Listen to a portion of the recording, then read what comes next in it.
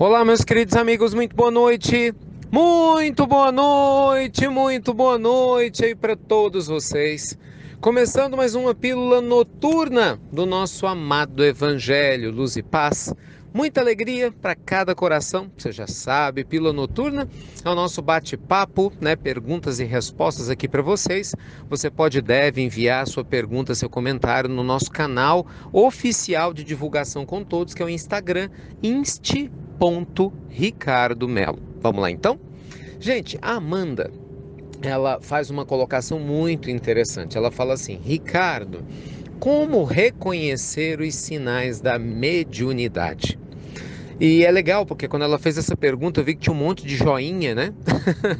Das curtidas das pessoas, sinal que há dúvida de muita gente, por isso nós trouxemos ela aqui.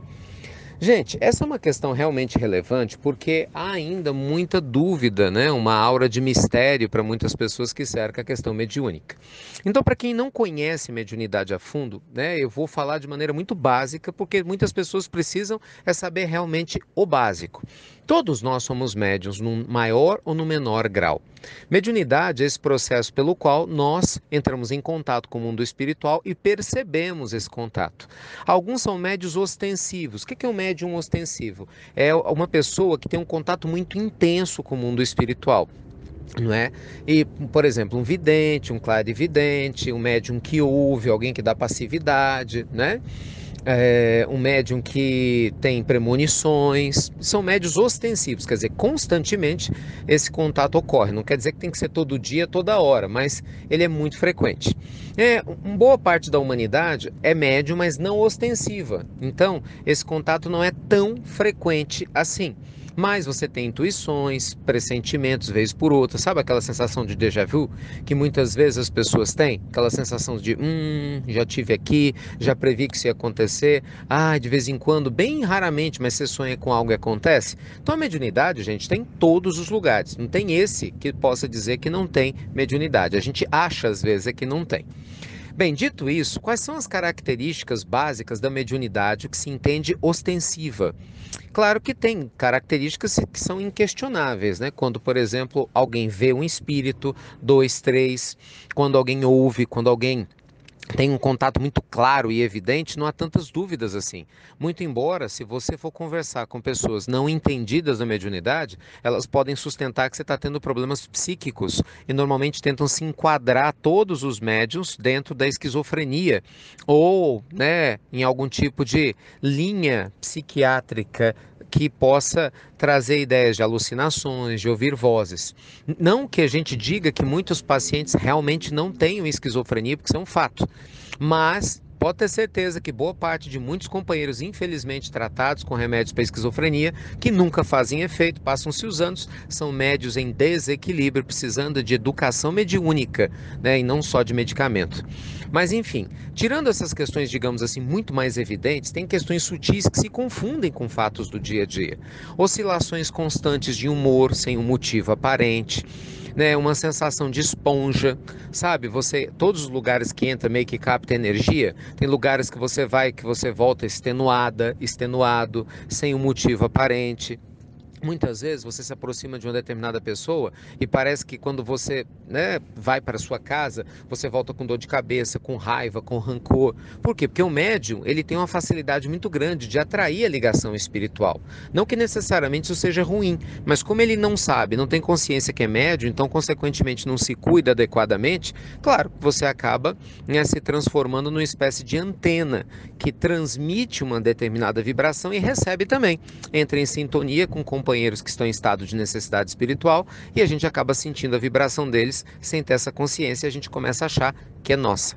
Muitas vezes, quando essa vibração chega a ser de tal forma condensada no corpo, através, né, dos nossos chakras, das questões espirituais, dos vários corpos de energia, nós temos problemas físicos. E aí você vai no médico e você ouve aquela famosa frase: olha, pelos exames você não tem nada. Como eu não tenho nada, doutor? Estou com essa dor de cabeça há muito tempo. Nossa, estou com uma dor enorme no estômago. estômago, aqui na boca do estômago. Nossa, eu tô com um cansaço que não se explica. Sim, meu filho, minha filha, mas pelo seu exame de sangue, né, por esse exame que nós fizemos aqui na ressonância, uma tomografia, você não tem nada. Realmente, não tem nada fisicamente que o exame da Terra capte, mas espiritualmente, muito provavelmente algum tipo de perturbação.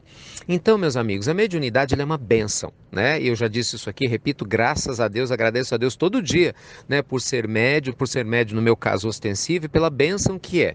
Só que a gente tem que aprender a canalizá-la. Daí a necessidade de você estudar a mediunidade, em especial num grupo espírita, porque é onde se estuda melhor a mediunidade, onde você vai ter um esclarecimento muito mais detalhado, vai entender o que é a mediunidade com Jesus, a importância da evolução moral, de não só entender o fenômeno, né, mediúnico em si, mas a questão moral que tem que andar lado a lado desse fenômeno, vai receber a indicação dos livros que você deve ler e, consequentemente, o caminho que você vai trilhar. Então procure uma casa espírita séria na sua região, procure nos sites das uniões espíritas ou das federações espíritas do seu estado as casas que você possa frequentar se você não tiver nenhuma referência. Qualquer site na internet vai te mostrar isso, né? Na casa, sistemas de busca, desculpem.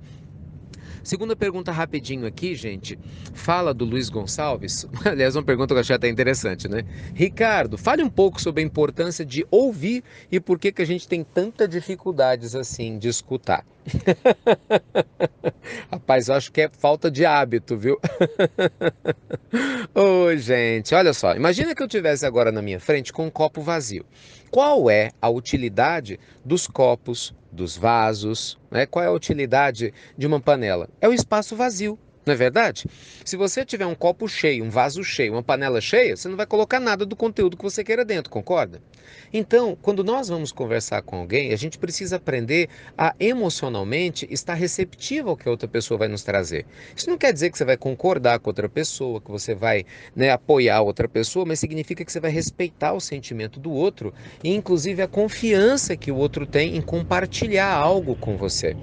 As pessoas que fazem isso não só, né, são muito mais respeitadas por quem os rodeia, porque as pessoas percebem quando a gente presta realmente atenção nelas ou não. Como nós também aprendemos muito, né, meus amigos? Porque mesmo que alguém pense ou faça coisas diferentes do que a gente acredita, a gente aprende muito quando a gente tem a humildade realmente de escutar.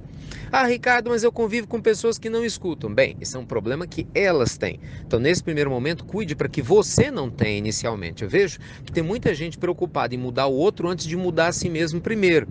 É aquela história, né? Um sujeito quer arrumar a casa dos outros, mas não forrou a sua própria cama. E aí? Então, vamos escutar mais as outras pessoas, os nossos próprios sentimentos, para que com essa aprendizagem a gente possa evoluir melhor, né? Demonstrando carinho, respeito e afeto por quem nos rodeia. Tá bom? É isso, meus amigos. Muita luz e paz uma vez mais, sempre uma alegria, né? Estar aqui junto com vocês.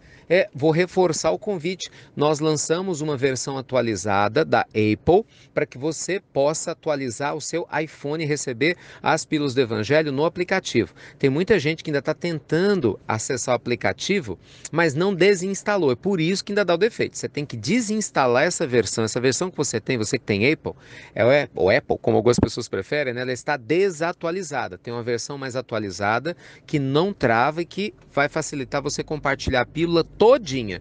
Vai a pílula, né, um link, na verdade, para poder a pílula ser acessada, o que ficou muito mais leve, e toda a descrição dela. Mas aí você tem que baixar novamente lá na App Store IRM Oficial. Você clica lá, IRM Oficial, baixa o aplicativo, começa a usar, você vai ver que maravilha que ele ficou. Tá bom? Então é isso. Luz e paz a todos vocês. Muito obrigado pelo carinho. E você já sabe, né? Manda suas perguntas para nós pelo nosso Instagram. E até breve. Até muito, muito breve.